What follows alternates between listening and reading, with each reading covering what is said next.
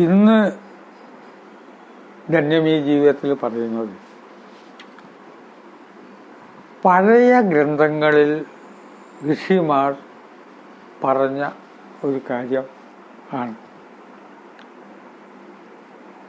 പഴയ ഗ്രന്ഥങ്ങളിൽ പറഞ്ഞത് ഇപ്പോഴും വായിക്കാൻ കാരണം കാലഘട്ടത്തിനെ അതിജീവിച്ചത് നിലനിൽക്കുന്നു. നമ്മൾ യഥാർത്ഥത്തിൽ അറിയേണ്ടത് കാലഘട്ടത്തെ അതിജീവിച്ച അറിവുകളാണ് നമുക്ക് കിട്ടേണ്ടത്. നമ്മളുടെ അറിവിൻ്റെ ജിജ്ഞാസയുടെ ഇന്ധനം ദൈനംദിന കാര്യങ്ങൾ, നിസ്സാരമായുള്ള കാര്യങ്ങൾ മൂവാറ്റം ഒഴിച്ച് ഇന്ന വ്യക്തി ഇന്നത് പറഞ്ഞു, പിന്നെ അതുമേ കയറി തൂങ്ങുക ഇന്നത്തെ ദിവസം മുഴുവൻ. അയാളെന്താ എങ്ങനെ പറഞ്ഞു, അതല്ലല്ലോ ശരി. അനാവശ്യ തർക്കങ്ങൾ, ആവശ്യമേ ഇല്ലാത്ത തർക്കങ്ങൾ. ആരാ പറഞ്ഞത് വലിയ പ്രധാനപ്പെട്ട വ്യക്തി എന്നല്ല, അല്ലെങ്കിൽ അങ്ങനെ പറഞ്ഞിട്ട് അയാൾ പ്രധാനിയാവുകയാണ്. കാലഘട്ടത്തിനെ അതിജീവിച്ച അറിവുകൾ ഇവിടെയുണ്ട്. അതാണ് നമുക്ക് എന്നും വഴികാട്ടിയായിട്ട് വരുന്നത്. ഇപ്പം ലേറ്റസ്റ്റ് ആയിട്ടൊരു പുസ്തകത്തിൽ ശങ്കുണ്ണിക്കുട്ടി ഇങ്ങനെ എഴുതിയിരിക്കണു, പിന്നെ അതിനെപ്പറ്റി തർക്കിക്കുക, അങ്ങോട്ടും ഇങ്ങോട്ടും പറയുക. ആയിരക്കണക്കിന് കൊല്ലം മുമ്പ് പറഞ്ഞു കലികാലം എന്നൊരു കാലം വരും. എങ്ങനെ ആ വാക്കൊക്കെ കിട്ടി? ആ വാക്കിൻ്റെ ഒക്കെ മീനിങ് എന്താ? കലിപ്പിക്കുന്നത്. ആ വാക്കിൻ്റെ അർത്ഥം ആലോചിച്ചോളൂ. അതിനെ കുറച്ചും കൂടി നമുക്ക് മനസ്സിലാകുന്ന രീതിയിലാക്കിയാൽ എന്തായി? കലി എന്നുള്ളത് നളദമയന്തി കഥയിലത്തെ പ്രധാന കഥാപാത്രമാണ്. കലിക്ക് ദേവാലയമുണ്ട്. അത്ര ഡീറ്റെയിൽസിലേക്കും പോകണ്ട, പെട്ടെന്ന് മനസ്സിലാകുന്ന രീതിയിൽ പറയുകയാണ്. കലി എന്ന് പറഞ്ഞാൽ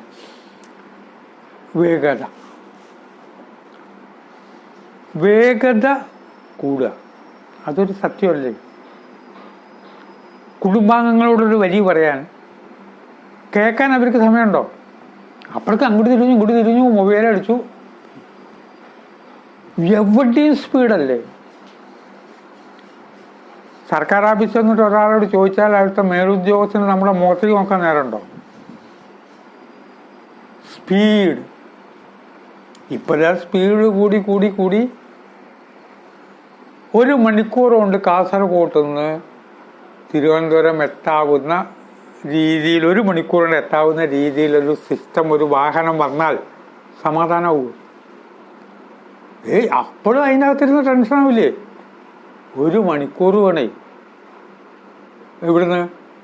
എന്നിട്ട് ലാഭിക്കുന്ന ബാക്കി മണിക്കൂർ കൊണ്ട് എന്താ ചെയ്യണമെന്നുള്ള ചോദ്യമില്ല. കലിയാണ് കൽക്കി. ഓം വരിക കുതിരപ്പുറത്താണ്. കുതിര എന്ന് പറഞ്ഞാൽ, തിര എന്ന് പറഞ്ഞാൽ പവർ, ഹോഴ്സ് പവർ എന്നാണ് നമ്മൾ പവറിനെ പറയുക. അതിനെ കുതിര എടുക്കാൻ കാരണം കുതിക്കുന്ന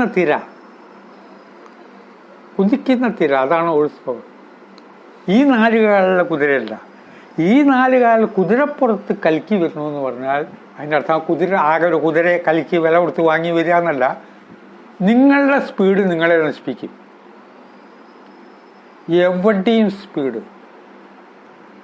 നമ്മൾ നിശ്ചയിച്ച് കാണാം, കുടുംബത്തിൽ കാണാം, എന്തൊക്കെയാണ് ഓരോരുത്തരുടെ കാര്യം പറഞ്ഞത്. ഭാര്യയ്ക്ക് ടീച്ചറായ ജോലി കിട്ടിയെന്ന് പറഞ്ഞു. ഞാൻ പറഞ്ഞു ഭാര്യ എപ്പോൾ പോകണം? 7:45 വീട്ടിൽ നിന്ന് ഇറങ്ങണം. അപ്പോൾ സുഹൃത്തായ ശിവപ്രസാദിനോട് ചോദിച്ചു, അപ്പോൾ എത്ര മണിക്ക് എണീക്കണം? 4 മണിക്ക് എണീക്കണം.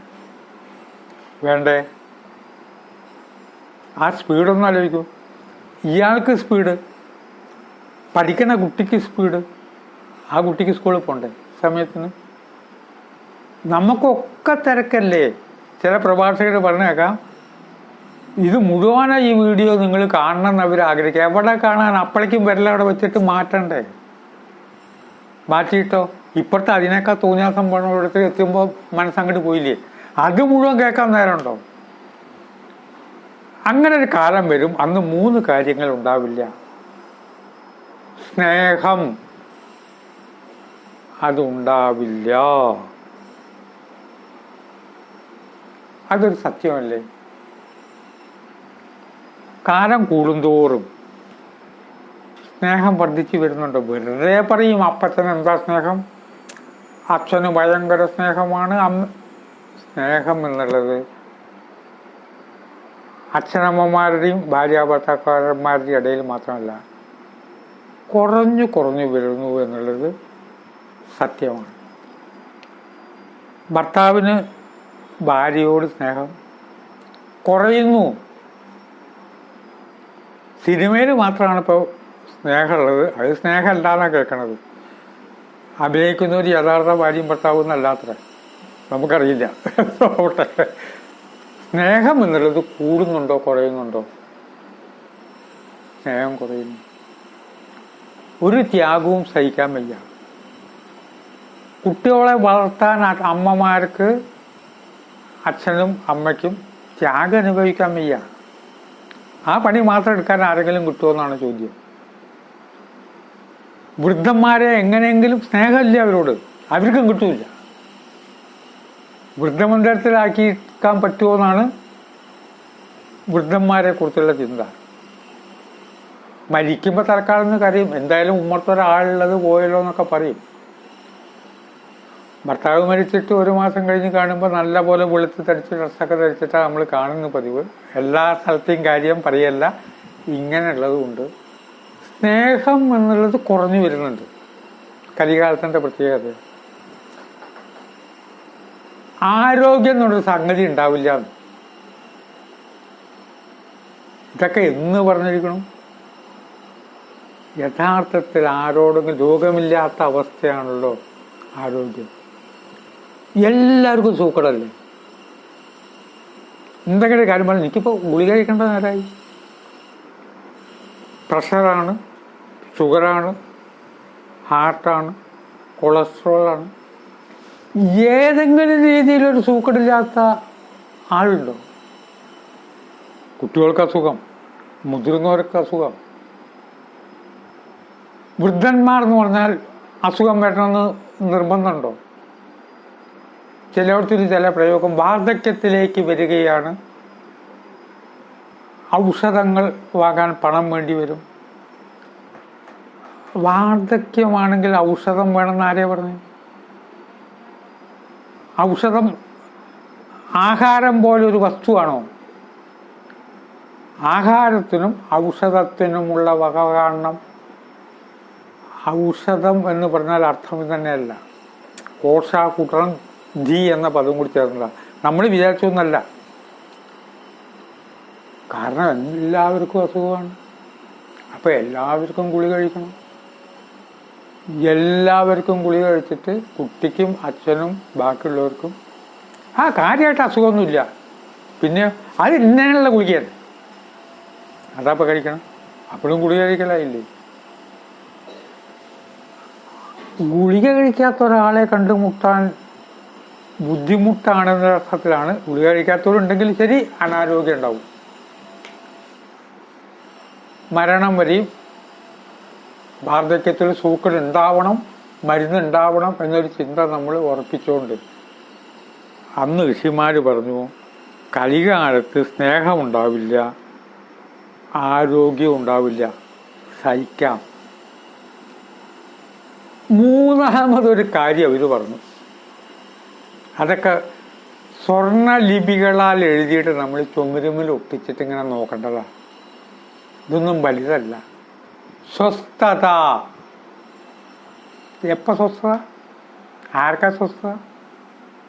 ഇത് പറഞ്ഞാൽ എനിക്ക് സ്വസ്ഥതയുണ്ടോ? ഇത് കഴിഞ്ഞിട്ട് 100 കാര്യങ്ങളുണ്ട്. എത്രയും പെട്ടെന്ന് പറഞ്ഞു ചെയ്യണം. കേൾക്കുന്നവർക്ക് സ്വസ്ഥത ഉണ്ടോ? ഇപ്പോഴേക്ക് നമുക്ക് അങ്ങോട്ട് മാറ്റണം, ഫോൺ മാറ്റി വെച്ചു. വീട്ടിൽ സ്വസ്ഥതയുണ്ട്. സ്വസ്ഥത എന്താ? സ്വസ്ഥാനത്തിരിക്കലാണ് സ്വസ്ഥത. അതിൻ്റെ പേരാണ് മെഡിറ്റേഷൻ. അതിൻ്റെ പേരാണ് ധ്യാനം. എവിടെയും സ്വസ്ഥതയില്ല. റെയിൽവേ സ്റ്റേഷനിൽ സ്വസ്ഥതയുണ്ടോ? എയർപോർട്ടിൽ സ്വസ്ഥതയുണ്ടോ? അത് ഓരോരുത്തരുടെ വരവും പോക്കും. ഒടുവിൽ ഫ്ലൈറ്റ് കയറാൻ വേണ്ടിയിട്ട് ആ പോകുന്നവർ ഒക്കെ അസ്വസ്ഥത. സ്നേഹം, ആരോഗ്യം ഉണ്ടാവില്ല, അസ്വസ്ഥത.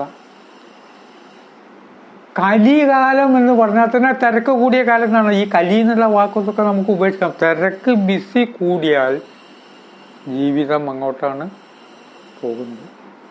നമ്മളിതൊക്കെ ഇങ്ങനെ ചിന്തിക്കുമ്പോൾ ഞാനും ഒന്ന് എൻ്റെ പ്രിയപ്പെട്ട ശ്രോതാക്കളായിട്ട് ചേർന്ന് ചിന്തിക്കുകയാണ്. 10,000 കഴിഞ്ഞ് സബ്സ്ക്രൈബർമാർ വന്നുകൊണ്ട് സ്നേഹിക്കുന്ന കുറേ സുഹൃത്തുക്കൾ ഇത് കേൾക്കുന്നുണ്ട്. എല്ലാവർക്കും നന്ദി, നമസ്കാരം.